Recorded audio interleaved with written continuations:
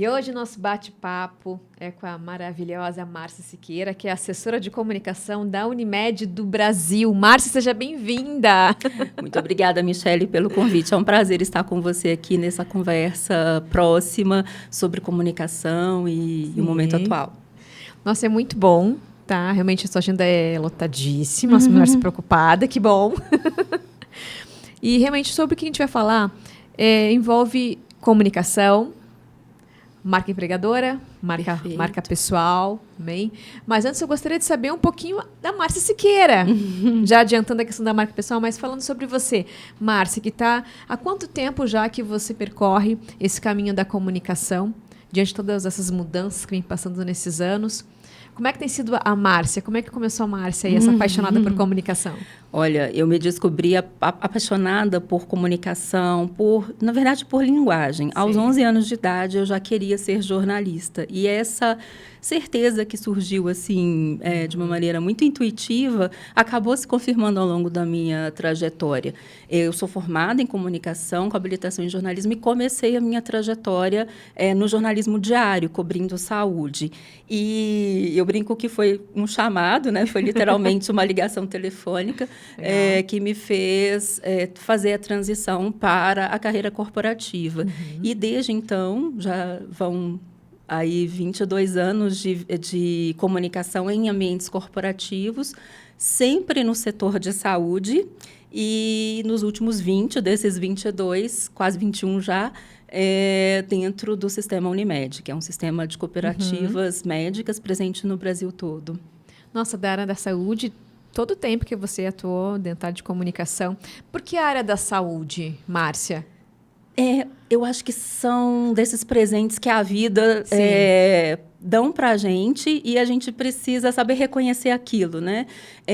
Quando eu comecei no jornalismo, recém-formada, dentro de um projeto de editorial, de renovação editorial do jornal onde eu atuava, em Belo Horizonte, eu sou mineira, eu fui designada para acompanhar o setor de saúde. Aí eu desenvolvi, eu era responsável, não a única repórter, mas a repórter mais dedicada a fazer a cobertura de saúde pública, saúde privada e medicina, dentro da editoria onde eu atuava. E isso acabou gerando uma trilha mesmo, né, de conhecimentos, de especialização, de foco, e eu acabei me desdobrando. Uma coisa foi levando a outra, o meu conhecimento do setor foi me levando para o caminho do contato com as instituições, as entidades médicas, as operações de saúde, né, do setor, e eu acabei construindo a minha carreira. E é um setor apaixonante, eu vou te dizer.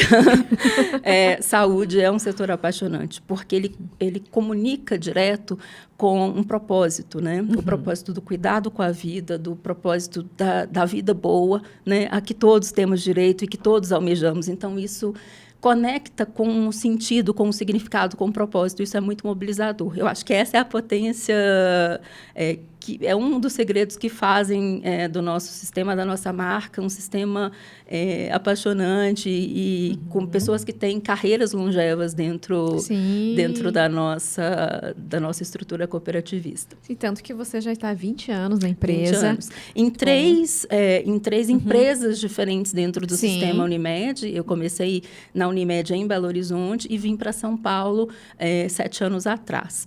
E aqui em São Paulo trabalhei numa operação de seguros dentro do sistema e hoje estou na Confederação, que representa institucionalmente o sistema no país todo. E quando você falou a questão realmente que a saúde ela tem um propósito, que é uma área apaixonante, e eu estou fazendo um funil, mas funila muito realmente com aquilo que você também tem como propósito. Deve ser, realmente, que é cuidar das pessoas. Fale um pouco do seu propósito. Por que isso, Márcia? Porque eu falo muito sobre propósito. É um tema hoje central na vida da gente. E eu acredito que é só com um propósito que a gente consegue, com certeza, se manter muito tempo em alguns lugares. A gente tem que ter um propósito, ter um objetivo, certo? E eu pergunto assim, quando você falou da área da saúde, qual o seu propósito de vida? Qual o seu propósito que não deixa claro, também tem a ver com o teu propósito profissional? É algo que, chegando à maturidade agora, né, é um momento de vida que tem me feito refletir mais. Eu te confesso que eu transitei ao longo desses 20, 25 anos de vida profissional muito imbuída e comprometida com o trabalho. O trabalho é uma parte muito importante da minha identidade, de como eu me expresso no mundo, do meu agir no mundo. É por um trabalho. Mas só mais recentemente eu tenho refletido sobre esse sentido de propósito. Então, eu acho que é algo que está em construção em mim. Mas eu sempre, desde criança, quer dizer, eu venho de uma família trabalhadora, periférica, que teve oportunidades e teve como valor primordial a educação, né? E isso abre para a gente um sentido para o mundo, né? E por que eu acho que a saúde se conecta com o meu propósito? Porque está nesse campo do que torna a vida humana mais digna, né? A educação, a saúde, são direitos, são campos em que as pessoas podem exercer, né, a sua cidadania de uma maneira muito plena. São condições essenciais para uma vida digna, para uma vida boa. E eu acho que trabalhar por isso de alguma maneira, né, tanto no jornalismo diário lá atrás, quando eu era repórter, designada às vezes para cobrir um plantão no fim de semana no principal pronto-socorro de urgências e emergências, né, a principal unidade de urgências e emergências de Belo Horizonte, que era uma coisa muito difícil, desafiadora, uma jovem de 21 anos, imagina. 22 anos, ou agora, quando a gente está conversando sobre o posicionamento da nossa marca num sistema que é múltiplo, que é cooperativista, que é construído no Brasil todo, o que nos conecta, acho que o que me move é pensar que, de alguma maneira, se a gente atuar de acordo e alinhado com o nosso propósito, a gente vai ajudar mais pessoas a ter mais saúde. Então, acho que isso me mobiliza. Eu posso parecer diletante aqui, utópica até, mas tem feito muito sentido para mim. E tem sido uma reflexão cada vez mais presente nesse momento pessoal e profissional que eu tenho vivido. Que bom, e é muito importante você ter isso para você, para a sua vida. Isso também impacta na sua produtividade dentro da empresa. Provavelmente. Porque a sua entrega ela é outra, quando a gente tem um propósito. Isso, acredito que isso é que esteja faltando, não só nas empresas, mas nas pessoas. Você não sente isso, Márcia? Eu acho que a gente viveu e ainda vive os efeitos de... Nós passamos na pandemia por um choque, né? Um choque em todos... É um evento que marca mesmo a nossa era, a nossa experiência de estar no mundo. E provavelmente, numa perspectiva histórica mais alongada, a gente vai ver isso como um momento marcante, uma virada de chave, talvez o grande evento que inaugura o século XXI e o terceiro milênio de uma maneira mais contundente. O que eu vejo é que passar por esse evento de choque que a gente viveu tornou determinadas questões que estavam um pouco latentes ou estavam se desenvolvendo de forma mais acrítica, tendências que estavam presentes, mas ainda não eram tão conscientes ou tão olhadas, né? De repente, você joga uma grande luz, né, sobre isso, você interrompe determinados automatismos, determinados jeitos de ser, você rompe com um estado de normalidade e essa questão emerge. E eu vejo que a pandemia, até pela disrupção que provocou nas relações como um todo, sociais, econômicas e de trabalho, trouxe uma questão para a gente. Por que eu faço o que eu faço? Né? Qual é o sentido do que eu estou fazendo? Qual é o propósito? Não só da organização, mas o que eu quero mesmo de sentido e significado para a minha vida? Que marcas eu quero deixar nas pessoas e no mundo que eu afeto? Né? Não no mundo, mas no meu mundo, no mundo que eu alcanço. Exato. E eu acho que essa reflexão está se colocando cada vez mais presente. E não fazê-la, eu acho que pode ser um erro estratégico aí, tanto na sua estratégia de vida pessoal, de condução da sua carreira, quanto para as organizações. Isso quando a gente estava falando, já aproveitando, a gente está falando antes sobre a questão da marca pessoal, certo? Sim. O que você acredita, assim, que você esteja... que, claro, nós estamos numa empresas... Tá? Mas nós somos cada vez mais, inclusive as empresas incentivam os colaboradores com isso. Vocês são empresas, vocês são protagonistas da história de vocês. Isso impacta, com certeza, no ambiente de trabalho. Que bom que é assim. que você acredita da questão da marca pessoal, assim, como tem que ser trabalhada, como você vê que precisa ser trabalhado, que acredita que pode ainda ser trabalhada? Eu acho que quando a gente vai construindo a nossa carreira, Sim. a gente traz muito, muito da gente. Nem sempre isso é tão milimetricamente estudado, planejado, como você desenha uma estratégia, às vezes, de marca corporativa. Você vai construindo e quanto mais autêntico isso for, quanto mais isso vier do que é valor para você, das suas crenças, do seu sentido, do sentido que você busca, eu acho que mais força a sua imagem pessoal vai ter, porque ela está lastreada numa identidade. Então, a gente estar presente, identificado e leais a gente mesmo, eu acho que é uma força pessoal. Isso não é fácil, porque a gente tem uma série de padrões, uma sociedade com muitos modelos, né? Às vezes enrijecidos, que ditam como era ou como deveria ser, e, de alguma maneira, pautaram preconceitos, pautaram imagens preconcebidas do que não é desejado, e do que é desejado, do que é sucesso, do que é o ideal, a referência. Hoje, no meu momento de vida, e também à luz da minha reflexão pessoal e profissional, né, nesses 20 anos participando de um sistema que é muito coletivo, o que eu vejo é que quanto mais a sua imagem pessoal estiver baseada na sua autenticidade, de permitir ser autêntica, for você conseguir ser leal aos seus valores, verdadeira com você mesmo, poder agir, tomar decisões e se posicionar de acordo com a sua verdade, com aquilo que é valor, a sua imagem pessoal será mais forte. Sim. Apesar de, muitas vezes, ela não ser a imagem do padrão, do que é esperado, dos modelos esperados, o que vai te exigir ainda mais, né? Porque você vai ser pressionado, talvez, ao contrário a aderir a alguma coisa que não tem tanto a ver com a sua essência, com a sua autenticidade. Então, eu vejo que imagem, e eu acho que você sabe disso muito bem, porque é a sua especialidade, eu acho que a imagem ela tem que ser conectada com a identidade, com a nossa essência, mas também refletida na reputação. Ela não pode ser na experiência que você promove. A cada encontro que você tem com o outro, com o mundo, e com as pessoas, e com as equipes, e com as marcas, enfim.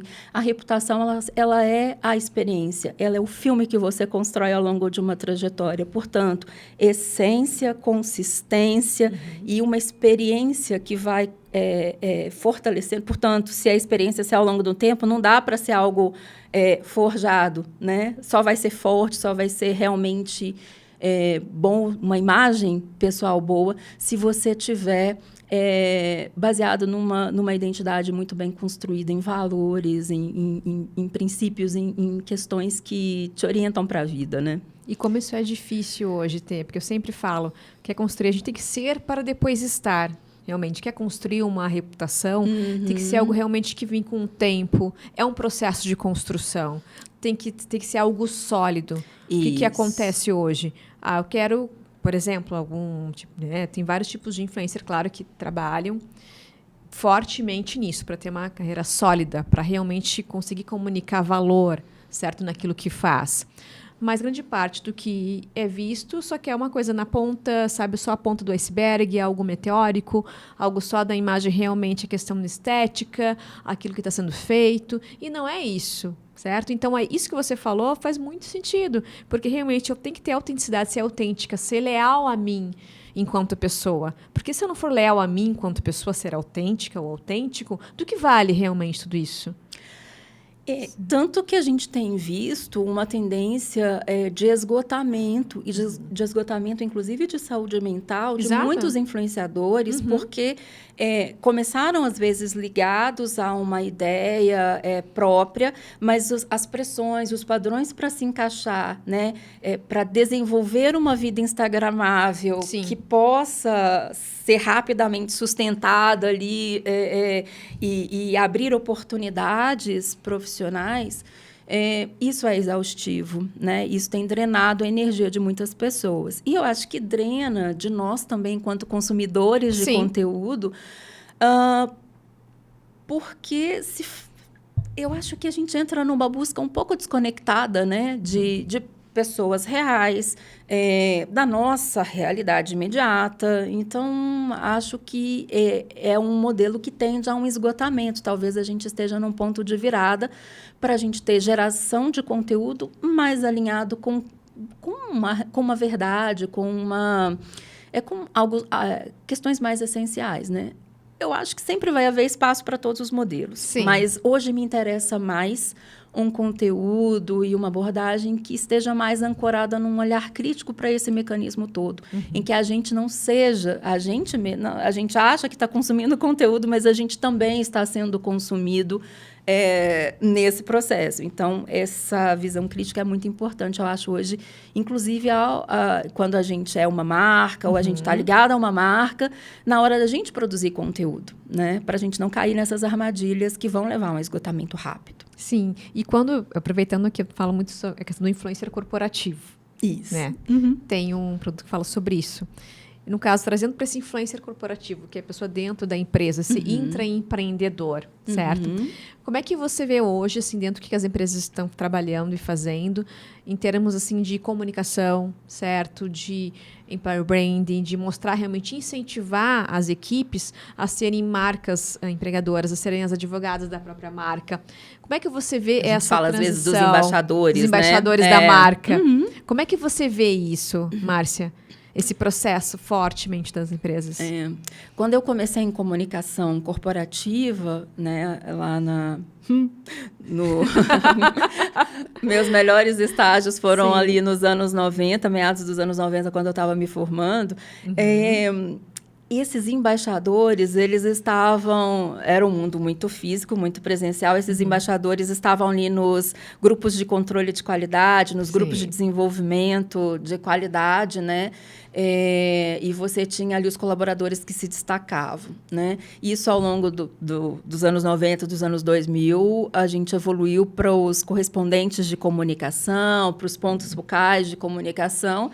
E agora, da pandemia para cá, a gente tem os nossos influenciadores internos, né? Que eu acho que é uma evolução, né, do conceito de algo que é muito humano. São pessoas que sabem contar histórias, são pessoas que te cativam, pessoas que são referência pelo seu comportamento, pelo que expressam de valores, de visão de mundo e que cativam as pessoas ao seu redor. Por isso influenciam, né? Porque tem algo a dizer, algo relevante a dizer e se comunicam com facilidade, transitam, alcançam as pessoas. Acho que as marcas cada vez mais têm explorado esse movimento, têm reconhecido as habilidades de comunicação das pessoas como um ponto forte, né? E investido nessa camada de comunicação que, vamos dizer, é informal, porque não é o canal institucional, não é um boletim, mas é a comunicação viva dentro da organização. Então, munindo essas pessoas de informação, trazendo, dando voz, dando espaço para que essas pessoas influenciem, claro, dentro daquilo que é o valor da organização. É importante que haja esse alinhamento, né? Dentro do que é o valor para a organização. Então, reconhecer o protagonismo e a voz das pessoas é cada vez mais a tendência. E aí, as pessoas que se expressam bem têm ganhado esse espaço, até para dividir com a liderança um pouco desse peso de ser o instrumento de comunicação, essa difícil tarefa hoje, né, de disseminar a comunicação. Isso não fica só uma liderança comunicadora, porém, junto tem essa equipe que também auxilia nesse processo. Isso, exato. Nada substitui o papel da liderança nesse caso, porque é um papel, inclusive, com um direcionamento institucional, e eu acredito muito que seja o nosso melhor canal de comunicação. Pelo menos é o canal mais verdadeiro que a gente tem, né? Porque exatamente. É o que te permite o olho no olho, né? O olho ainda que seja numa tela, ainda prevalece esse ponto de referência pessoal. Mas dar voz às pessoas, trazer mesmo que não sejam na posição de influenciadores, mas como pessoas que têm histórias a contar dentro da organização, de como estão fazendo, ou seu exemplo pessoal, é cada vez mais uma tendência necessária, né? Que enriquece e ajuda a dar significado também na experiência das pessoas com o trabalho, né? Sim. É fundamental. Quando a gente fala assim, da experiência da pessoa, experiência do cliente externo e também do interno, como essa questão da inovação, tá? Que eu gosto muito de falar sobre inovação. Perfeito. A inovação, ela não é, claro, uma invenção, é algo que existe, você só inova na forma de fazer ela. O que você acredita que as empresas estão fazendo, ou nós, enquanto comunicadores, trabalhamos na comunicação, estamos inovando, assim, dentro desses novos formatos, dentro de ferramentas para conseguir comunicar as pessoas? Você acredita que a gente está indo para uma evolução? A gente está voltando alguns passos para trás para conseguir dar mais 20 para frente? Eu acho que é um pouco dos dois aspectos que você traz. Acho que inovação hoje é uma premissa das organizações. Elas precisam criar culturas inovadoras, né? E não há cultura inovadora se não houver diálogo, espaço, permissão para você ter protagonismo dos colaboradores, das pessoas que estão na linha de frente, que estão em contato com os processos, com o cliente, né? Seja interno ou externo. E, portanto, assim, inovação, para mim, antes da tecnologia ou do produto, é cultura, é espaço para as pessoas. E eu acho que é isso que se tem enxergado mais. Inovação na comunicação. Hoje, tecnologia não é o problema, né? A gente tem as mais variadas ferramentas para diversos contextos de organização do seu modelo de trabalho, né? Acho que hoje tecnologia, assim, te viabiliza comunicação síncrona, assíncrona, modelos híbridos. Então, não é tanto, me parece, sobre canais, mas sobre essa autenticidade da comunicação e essa linha direta para que as pessoas, esse ambiente aberto, para que as pessoas possam se expressar, trazer as suas contribuições e também buscar clareza. Eu acho que comunicação hoje é sobre clareza, mais do que sobre ferramentas.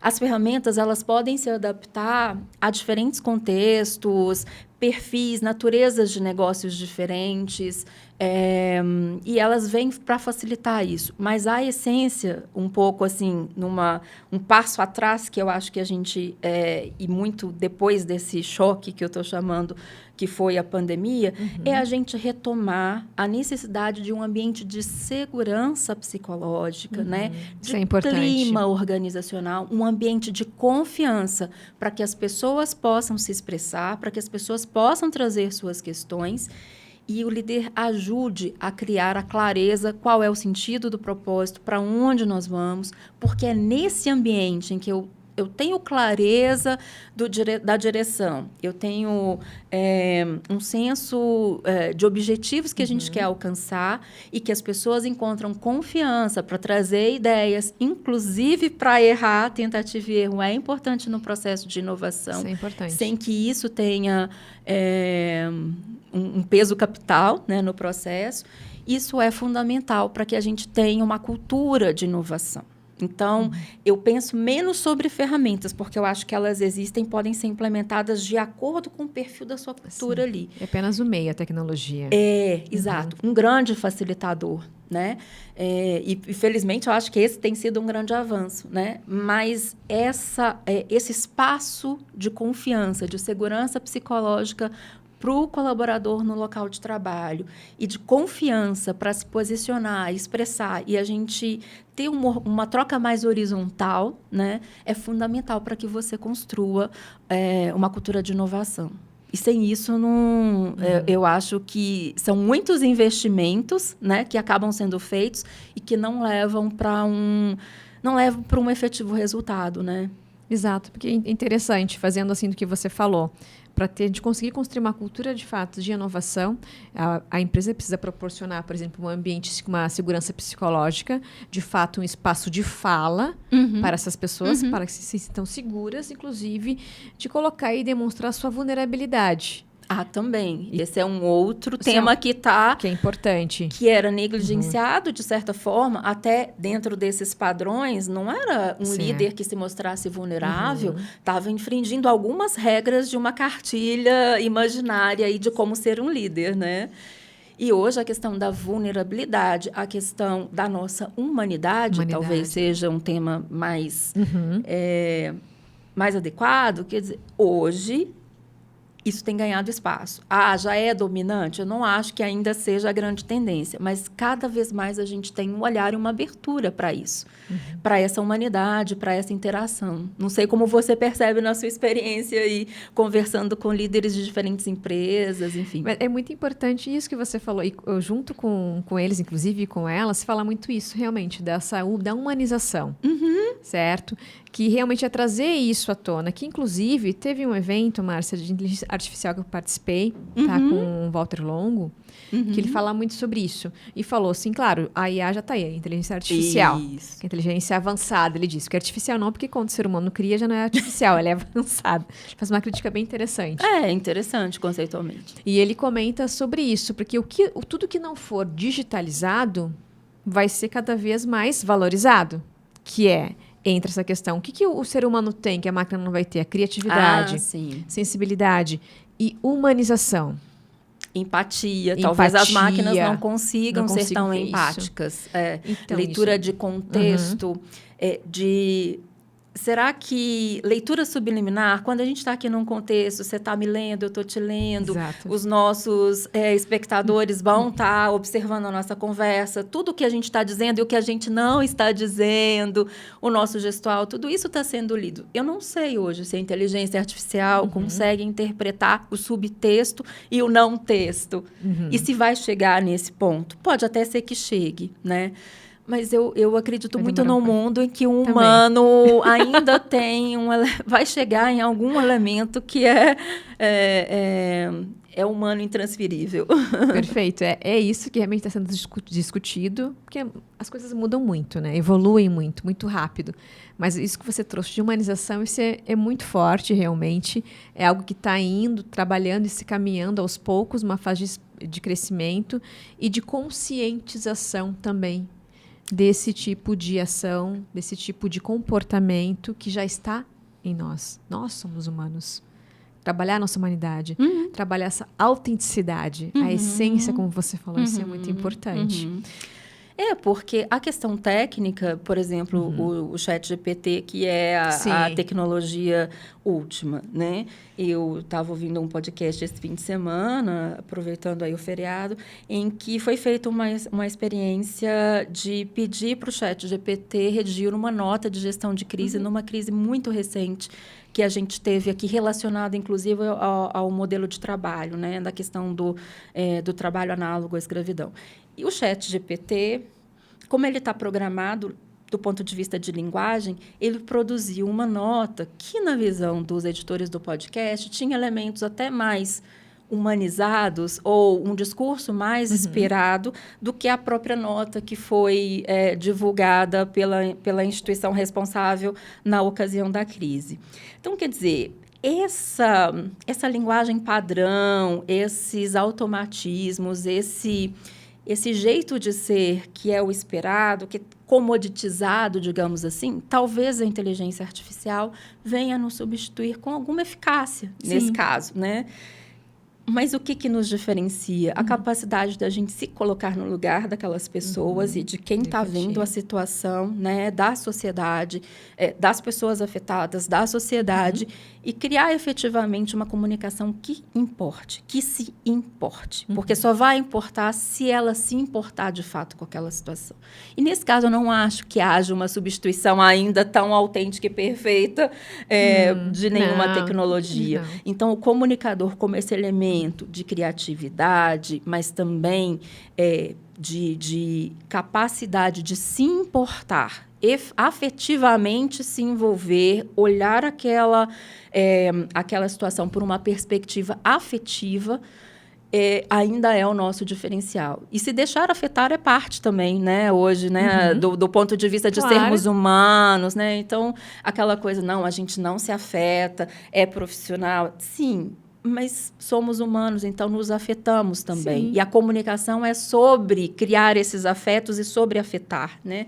Então, acho que ainda temos uma longa estrada até você ter alguma coisa que realmente possa dizer, substituímos o humano. Eu não sei se chegaremos nesse ponto. Mas, enquanto isso, como a gente pode usar essa inteligência artificial ou avançada, essa inteligência tecnológica, a favor, né, de diálogos mais ricos, enfim. Então, acho que elas são meios, como você pontuou, muito mais do que em si a finalidade ou... não é sobre isso, né? Sim. É sobre como nós vamos lidar Com isso. Com esses novos recursos. Muito bem, maravilhosa. A gente... Eles já mostraram lá. Não, é isso, mas é isso. Mas você fala, você tem um conteúdo maravilhoso. Que bom. Na verdade, não é muito, é bom. A gente vai falando. Já se passaram, ela mostrou a plaquinha ali, 5 minutos, depois 2 minutos. Eu tô aqui na minha visão periférica, só deixa ela falar um pouquinho mais. Mas, Márcia, então aqui pra gente encerrar, gostaria assim que você passasse uma mensagem, uma dica, certo? Para quem está entrando nesse mundo de comunicação, na comunicação corporativa, quem ama trabalhar com gente, Sim. que realmente tem esse olhar, tem esse propósito. O que você vai dizer hoje, digamos, o que você diria, tá? Para Márcia Siqueira, de 20 anos. Idade, assim. Pensa essa pessoa que está escutando e nos assistindo. Antes de mais nada, até, né, confie em você mesma. Confie nos seus recursos. Siga sempre com essa disposição de aprender, porque o mundo muda muito, muito rápido. Esteja aberta para os encontros que a vida te proporcionar. Porque, em geral, eles te acrescentam. Mesmo que eles sejam encontros difíceis, em situações delicadas, em situações difíceis, eles vão deixar um aprendizado que farão com que você cresça. E eu tive uma experiência recente de me emocionar muito com uma colaboradora nossa, jovem aprendiz, ali na faixa dos 19 e 20 anos, Sim. que falou, estava numa reunião de fim de ano, ela estava tendo sua primeira oportunidade profissional junto conosco, na nossa equipe, e o programa se encerrando. E ela falava com uma paixão sobre comunicação que me emocionou, 25 anos depois de formada, de ver que há uma juventude comprometida com essa essência, entusiasmada com essa perspectiva da comunicação. Eu acho que o nosso mundo, né, a nossa existência é sobre comunicação, é sobre construir pontes, sobre buscar o comum. E a gente fala tanto de polarização, de divisão, mas eu acho que a essência, né, da nossa profissão e da nossa humanidade é buscar o comum, o que nos une. E é por isso que eu acho que eu gosto de trabalhar. Então, se você gosta de trabalhar por um comum, por um compartilhamento, eu acho que comunicação é a sua profissão. Maravilhosa. Obrigada, minha querida. Muito obrigada a você pelo convite. Você está aqui, conteúdo maravilhoso. Vai voltar. Será um prazer. Gente, então gostaram do conteúdo maravilhoso? Ativem ali o sininho para seguir a gente aqui no canal Falando de Ideias. Coloque aqui o que vocês acharam dessa conversa e tenham uma ótima experiência. Um beijo!